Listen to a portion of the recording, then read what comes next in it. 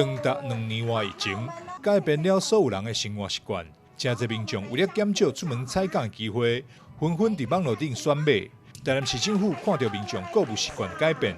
伫2天前便梅下侪间电商平台行销台南农特产。这次更是再度升级，推出台南农产抢价电商平台3.0计划，并串联爱上新鲜、有好物、某某购物网、PC Home 线上购物等17间电商，这会来行销台南农产。2019年推出的时候，1个半月销售了400万，在2020年的时候，这个半年销售了2000万。那去年也是再创佳绩，总共卖出了45000颗的45000份的这个凤梨，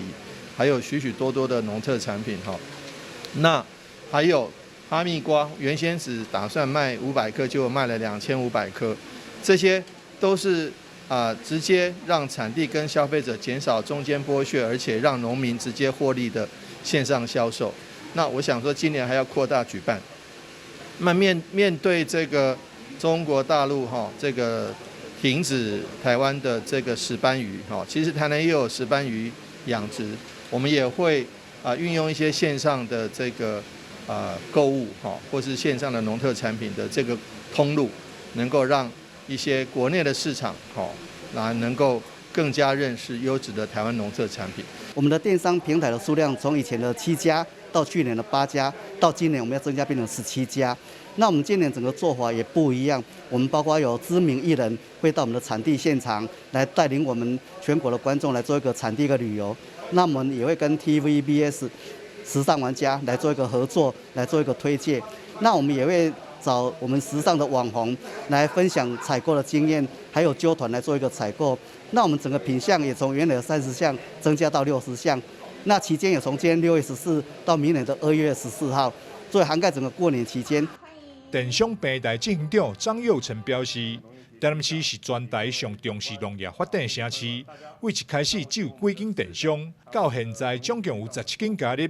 这会共享信顾行销台南农产。台南市一直以来都是全部所有县市里面，我可以感受到我们市长最重视我们的农业农特产品。好，那其实我们从第1年一路这样带动，从只有个位数的电商平台的合作，一直到现在串联已经超过17家的电商平台，大家都一起共襄盛举。那其实透过电商，我们做的不仅仅是销售，同时也是打响我们台南农特产品的一个知名度。有这样的一个电商平台呢，对我们的农友来说是很重要的。怎么说呢？第一个就是他们在能见度上面的这个曝光度会提高。那再来就是他们在市场上的能见率提高之后呢，其实他们在市场上的价格也可以获得一定的这样的这个水准的保障所以这个部分对我们农友来说是非常的重要的。记者会现场有一位麻豆的果农林玉成来分享跟电商合作的经验。帮助我们农民很多，然后就是让我们有更好的一个销售的一个管道这样子。除了电商平台通路，市府也将进一步邀请网红以及美食节目协助行销，让台南各种优质农特产会当透过无同的管道，被更侪消费大众看到，增加买气。台南新闻张硕维采访报道。